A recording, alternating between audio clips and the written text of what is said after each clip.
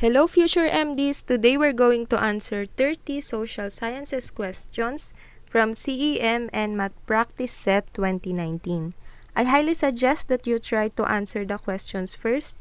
You can pause the video before I flash the answer. Then afterwards, I'll show you the answer and some concepts. Let's start! Number 1.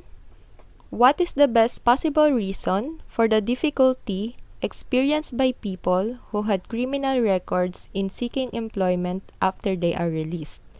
So, yung answer dito is letter A. People still label them as criminals even if they are no longer in jail.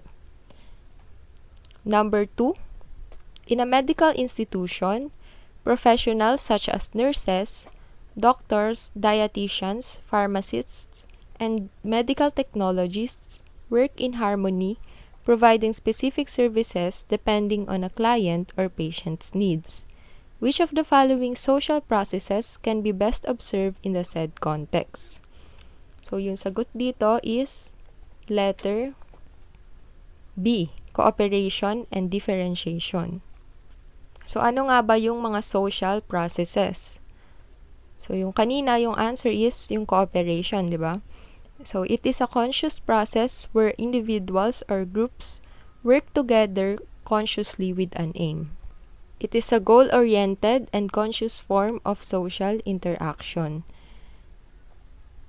And then yung differentiation naman, increasing specialization of the parts of a society, giving greater heterogeneity within the society. So, ito, katulad diba ng mga doctors, nurses, and medical technologies, yung aim nila ay para mapagaling yung kanilang mga patients. So, meron silang aim, and then meron din silang different specializations.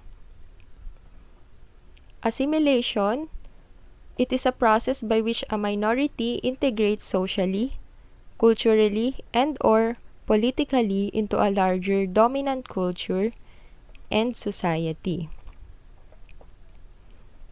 And then, individuals or groups, once dissimilar, become similar and identified in their interests and outlook. Yung amalgamation naman, it is the process of a genetic mixing of races, blending two or more groups into a society that reflects the cultural and biological traits of the group. Next social processes ay yung social stratification. So, yung social stratification, it is the process in which social inequalities exist in the form of structural hierarchical strata placed one above the other.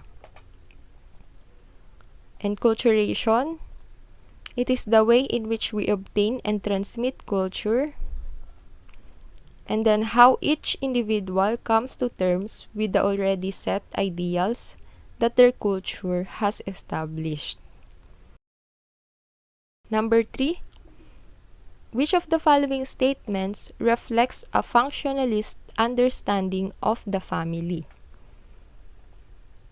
Correct answer is letter D.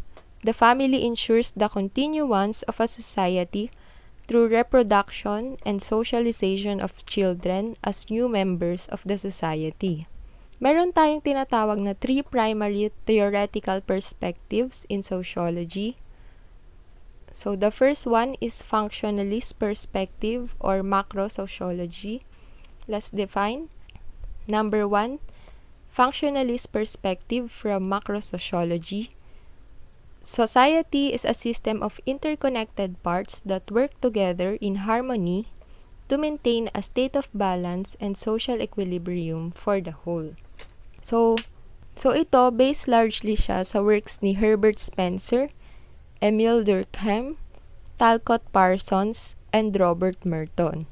So, ang example nito ay family provides a context for reproducing, nurturing, and socializing children. So, yun yung answer kanina. And then number 2, yung conflict perspective, also from macro-sociology, views society as composed of different groups and interests competing for power and resources. So ito can be traced to the works of Karl Marx. Number 3, symbolic interactionist perspective from microsociology. This one emphasizes that human behavior is influenced by definitions and meanings that are created and maintained through symbolic interaction with others. This is largely influenced by the work of George Simmel, Charles Cooley, George Herbert Mead, and Irving Goffman. This one also emphasized the importance of definitions and meanings in social behavior and its consequences. Number 4, what do you call the societies that traces kinship descent through fathers? So, yung answer dyan is letter C, patrilineal. Let's define muna yung concepts. Yung matrilineal, of or based on kinship with the mother or the female line. And then yung matrilocal, of or denoting a custom in marriage whereby the husband goes to live with the wife's community. And then yung patrilineal, relating to or based on relationship to the father or descent through the male line. And then yung patrilocal naman, relating to a pattern of marriage in which the couple settles in the husband's home or community. Number 5, which of the following descriptions illustrates that culture is based on a system of shared symbols? So yung sagot dito is letter C. Muslims immediately recognize a mosque by the crescent and star above it. So yung concept natin dito is yung symbolic interactionism. So it is a micro-level theory that focuses on the relationships among individuals within a society. Communication, the exchange of meaning through language and symbols, is believed to be the way in which people make sense of their social worlds.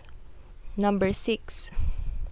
What is the technique in data gathering wherein the researcher takes special interest in how the people live, how they form their values, and what beliefs they have and apply in their lives? Yung correct answer for this is letter D, participant observation.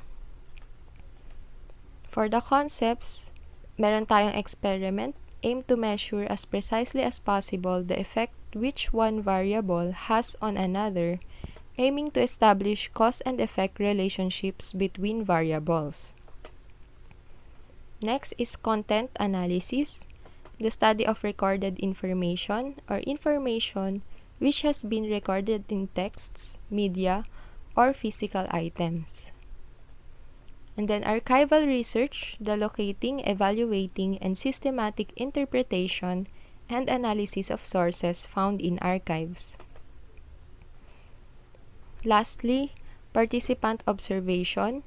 It involves the researcher joining a group of people, taking an active part in their day-to-day lives as a member of that group, and making in-depth recordings of what he or she sees.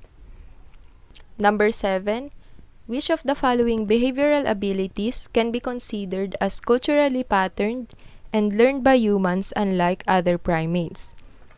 Number 1 is modification in tool making, 2 spoken and symbolic language, 3 eating insects and small reptiles in addition to plants, number 4 foraging in both males and females for themselves after infancy.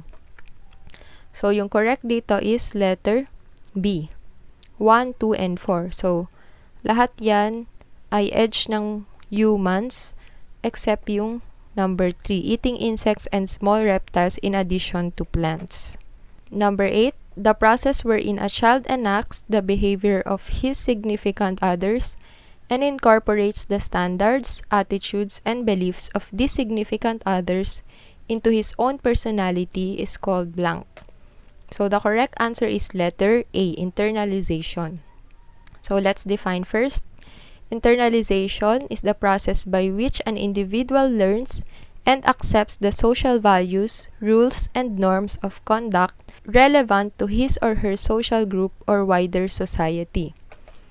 And then yung other terms, indoctrination, instruction in the rudiments and principles of any science or belief system, or yung information. And then generalization is the process of extending a specific instance to a wider or universal set. Memorization, it is the process of committing something to memory. Number 9, according to Marxist theory, what is the main basis of social stratification in society? Yung correct answer dito is letter B, economic capacities. Karl Marx, based on his conflict theory on the idea that modern society has only two classes of people, so yung mga mayayaman, yung bourgeoisie, are the owners of the means of production, so sila rin yung may mga negosyo, the factories, businesses, and equipment needed to produce wealth. And then yung mga workers naman, yun yung tinatawag na proletariat. So meron daw laging conflict dito sa meron daw laging conflict sa two classes ng people na to dahil sa economic capacity nila. Number 10, in sociological research, which of the following methods is used to obtain in-depth information from an individual respondent and is usually done over an extended period of time? The correct answer is letter B, interview. So, ito yung mga major primary research methods in sociology. So, yung una, yung survey, are typically structured questionnaires designed to collect information from large numbers of people in standardized form. Then, meron din tayong interview, gathering information by asking questions orally, either face-to-face or by telephone.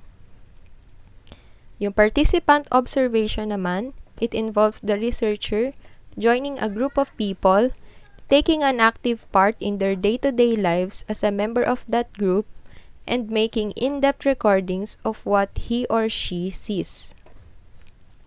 And then lastly, focus group discussion, a qualitative research method and data collection technique in which a selected group of people discusses a given topic or issue in depth, facilitated by a professional external moderator.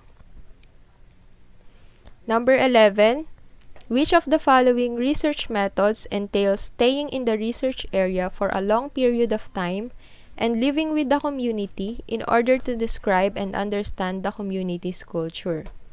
Yung sagot dyan is letter C, ethnography.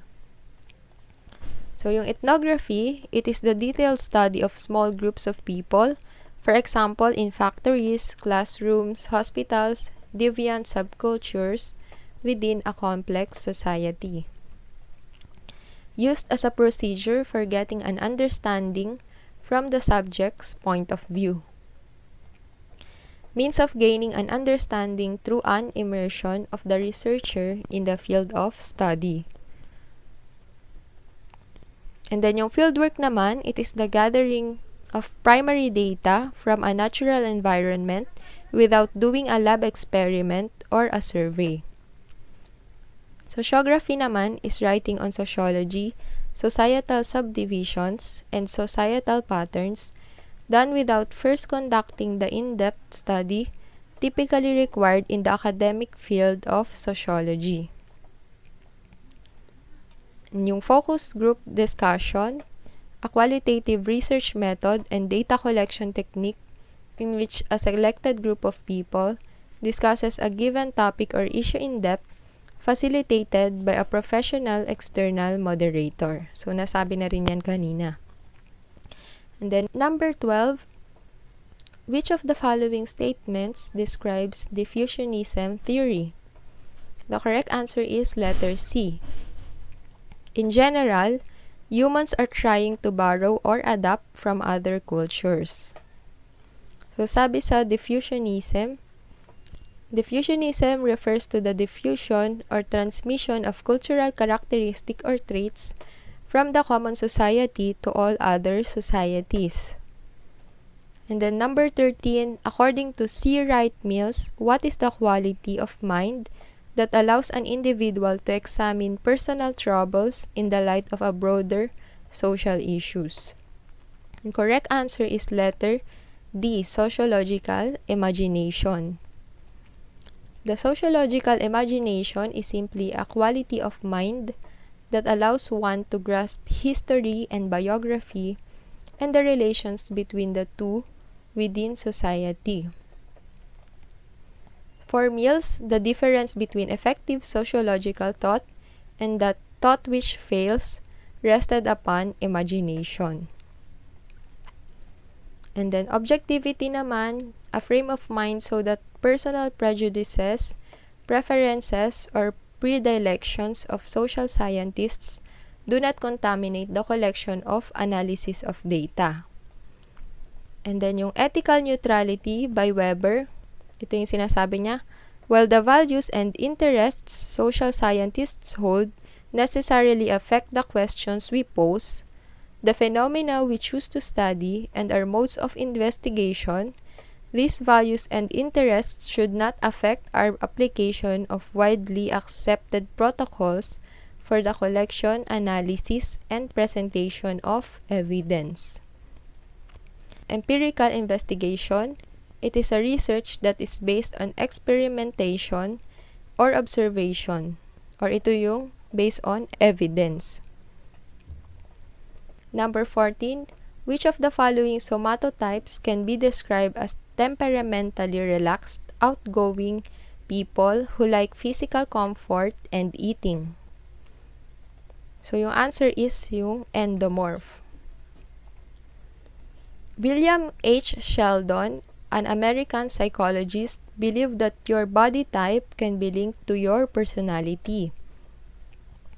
Yung ectomorph, sila yung anxious, self-conscious, artistic, thoughtful, quiet, and private. They enjoy intellectual stimulation and feel uncomfortable in social situations. Yung mga endomorph naman, yun yung non-existent. And then endomorph, relaxed, comfortable, good-humored, even-tempered, sociable, and tolerant. Endomorphs enjoy affection and detest disapproval. Mesomorph, adventurous, assertive, competitive, and fearless. They are curious and enjoy trying new things, but can also be obnoxious and aggressive. Number 15, what are the bases of Merton's typology of deviant behavior? Number 1, a person's motivation or adherence to cultural goals. A person's belief in how to attain his or her goals. Number 3, a person's political and cultural background. And number 4, person's idea of the world or worldview. The correct answer for this is letter A, 1 tsaka yung 2. So, yung basis daw ng Merton's typology of deviant behavior is a person's motivation or adherence to cultural goals and belief in how to attain his or her goals. Robert K. Merton proposed a typology of deviant behavior, a classification scheme designed to facilitate understanding. So, meron daw 2 criteria, yung sinabi kanina, a person's motivations or adherence to cultural goals and a person's belief in how to attain their goals. So, inulit ko lang. Number 16, which of the following can be considered as the best plans formulated to overcome the urban sprawl of Metro Manila? 1, dispersal policy adopted by the government. 2, relocation of illegal occupants in resettlement areas. 3, developing subdivisions in the nearby provinces. And 4, putting up branches and campuses of universities in the nearby places. Yung correct answer dito is letter D, 1 and 3 only. So, yung dispersal policy and yung developing subdivisions. For 17, what is the fundamental task of social institutions in any society? Yung correct answer dito is letter A, socialization of new members. So, meron tayong 5 functions of social institutions. One of these is reproduction. The institutions reproduce human race, goods, services, traditions, and all other patterns of social life. Human race is reproduced in family. Material goods and services are produced and distributed by economic institutions. The other one is socialization. All the institutions preserve social norms by transmitting them to the people participating in them. The process of socialization starts from birth and continues up to the end of life. Man is always in learning process. The learning of the ways of life in social groups is called socialization. So, meron din tayong sense of purpose. Institutions fulfill fixed needs of the people and continue their respective aims. Next is the preservation of social order. The main aim of human societies is to maintain control and order. This aim can be achieved by creating an organization among the institutions.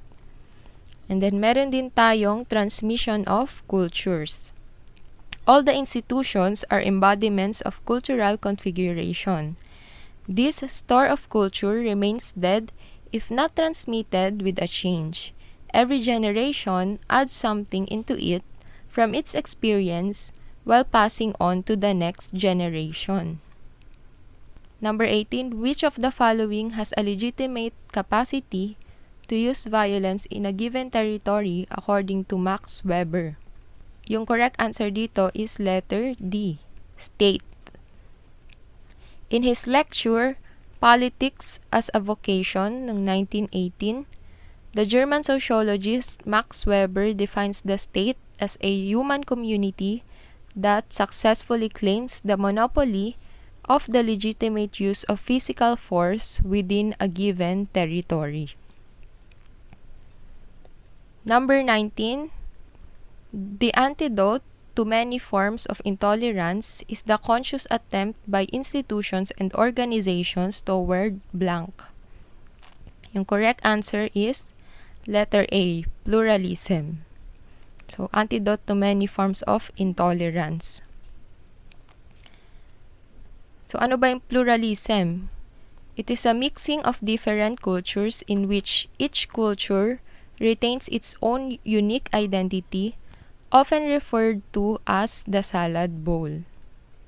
And then yung ghettoization naman, a social process of isolation and confinement of members of a particular community to a restricted area.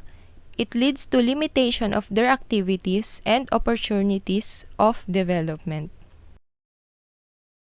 Number 20, Carl dreams of buying a house in Quezon City, but he cannot afford to pay whole in cash. The real estate agent offered him a payment term where a banking company will finance half of the total amount and he can pay his monthly dues in a fixed price. Carl decided to sign a contract with the agent, stating that he should complete the payment for 15 years. This is an example of letter B, feudalism. So let's define the terms. Socialism, it is an economic system in which there is government ownership, often referred to as state-run of goods and their production, with an impetus to share work and wealth equally among the members of a society.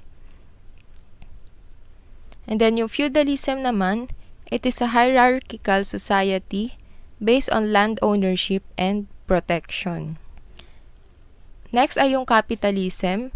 It is an economic system in which there is private ownership as opposed to state ownership, and where there is an impetus to produce profit and thereby wealth. And then yung monopolism, it is an exclusive control by one group of the means of producing or selling a commodity or service. Number 21, which of the following non-probability sampling techniques should be used when conducting a research about the worldviews of HIV-positive patients, particularly the gender differentials on their local moral worlds? Yung correct answer dito is letter D, quota sampling. So, let's define muna kung ano yung mga types of non-probability sampling.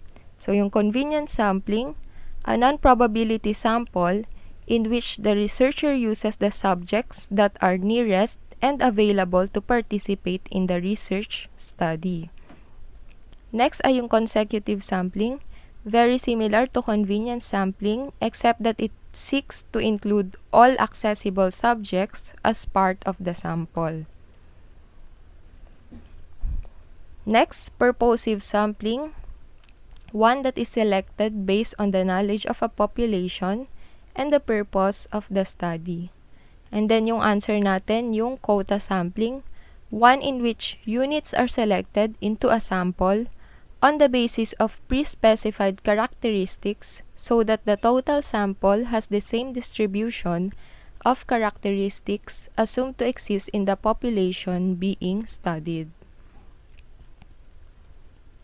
Number 22. Many biological anthropologists consider racial classification as blank.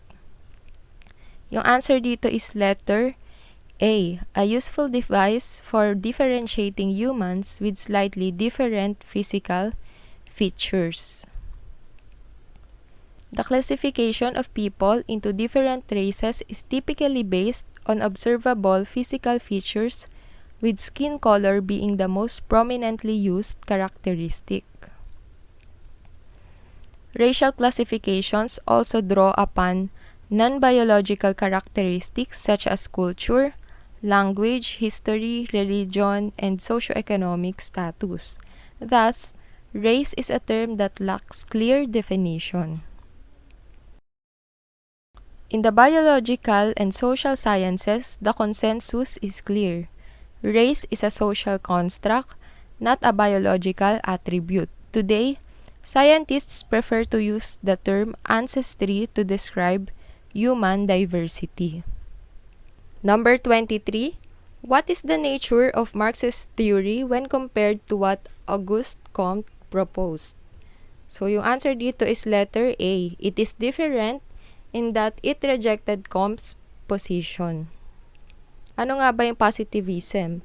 The basic affirmations of positivism are: number 1, that all knowledge regarding matters of fact is based on the positive data of experience. And yung number 2, that beyond the realm of fact is that of pure logic and pure mathematics. Marx rejected Comte's positivism. He believed that societies grew and changed as a result of the struggles of different social classes over the means of production. And then number 24, an individual who is a radical feminist would believe that blank. Number 2, to separate women's bodies from the process of childbearing, a society must use new reproductive technology. Number 3, a socialist revolution will not lead to a society without patriarchy. Number 4, liberal feminism will eventually bring about an egalitarian society. So, yung correct answer dito is letter C, 2 and 3. To separate women's bodies from the process of childbearing, and then yung a socialist revolution will not lead to a society without patriarchy. Number 25, in modernization theory, it is believed that high-income countries would blank. So, yung answer dito is letter B. Limit population growth by exporting birth control technology and promoting its use. Modernization theory proposes that high-income nations became wealthy by adopting the proper values, technologies, and beliefs. Modern behaviors, according to this theory, include embracing hard work, willingness to abandon old ways and evolve, and a future-oriented outlook. Approaches and attitudes toward technology are also central issues for modernization theorists. They view the adoption of new technology as a key difference between high-income and low-income countries. They argue that the cultural values of some nations produce a resistance to embracing new technology. Number 26. Lito was studying for his exams while his neighbor was playing loud rock music. Though irritated by the loud music, he was able to retain information from the book he was reviewing by sustaining his focus. This is an example of blank. So, yung sagot dito is letter C, selective attention. So, let's define the terms. Selective attention is the process of focusing on a particular object in the environment for a certain period of time. And then yung next, yung perceptual process, it is a sequence of steps that begins with the environment and leads to our perception of a stimulus and action in response to the stimulus. And next, yung iconic memory, a sensory input to the visual system goes into iconic memory. So named because the mental representations of visual stimuli are referred to as icons. And then yung signal detection naman, a means to measure the ability to differentiate between information-bearing patterns called stimulus in living organisms, signal in machines, and random patterns that distract from the information called noise, consisting of background stimuli, and random activity of the detection machine and of the nervous system of the operator. Number 27. A 25-year-old man is a fan of a movie actress. He would travel miles just to see her, would find ways to know her whereabouts, and firmly believes that the actress is secretly in love with him. In his room, he has a collection of significant memorabilia, pictures, and personal belongings from the actress. Based on these descriptions, is the behavior normal?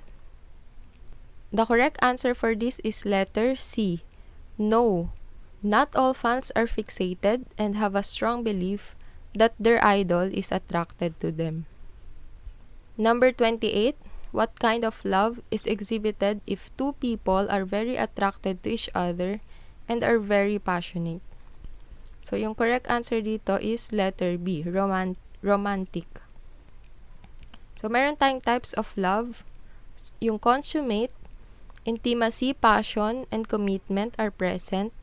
This is often the ideal type of love. The couple shares passion, the spark has not died, and the closeness is there. They feel like best friends as well as lovers, and they are committed to staying together. Yung next ay yung romantic. Intimacy and passion are components of a romantic love, but there is no commitment. The partners spend much time with one another and enjoy their closeness, but have not made plans to continue no matter what. And then, fatuous. Passion and commitment are aspects of fatuous love. There is no intimacy and the commitment is premature. Partners rarely talk seriously or share their ideas. And next, yung empty. This type of love may be found later in a relationship or in a relationship that was formed to meet needs other than intimacy or passion. Money, child-rearing, status. Here, the partners are committed to staying in the relationship for the children because of a religious conviction or because there are no alternatives perhaps, but do not share ideas or feelings with each other and have no physical attraction for one another. Number 29, a behaviorist and a biopsychologist were discussing about attraction and love. Which of the following would you most likely hear from their conversation? So, yung correct answer dito is letter C. Behaviorist, love is due to the pleasant consequences that happen in a relationship. And then yung biopsychologist, love is due to increasing levels of dopamine. Behaviorists believe that our responses to environmental stimuli shape our actions. And then on the other hand, biopsychologists often look at how biological processes interact with emotions, cognitions, and other mental processes. Number 30, Jim was introduced to the world of online gaming by his friend. At first, he treated the game as hobby, but little by little, he started spending more time online so he can play the game. His boss noticed that he no longer comes to work on time and is now beginning to lose focus on his work. What criterion is used by Jim's boss in determining if his behavior is still acceptable or not? So, yung correct answer dito is letter C, dysfunction. So, let's define. Distress, yun yung emotional suffering typically characterized by symptoms of depression and anxiety. And then yung false belief is based on false belief understanding, which is the understanding that an individual's belief or representation about the world may contrast with reality. Yung dysfunction naman, it refers to the discontinuance of purposeful functioning of cognition, emotions, or behavior. And then yung impaired perception, such as that resulting from hearing loss or reduced visual or tactile resolution, increases demands on higher level cognitive functions to cope or to compensate. That's all for this review. Thank you so much for studying with me. If you find this video helpful, please share this to your friends as well. And don't forget to subscribe on this channel. Thank you so much.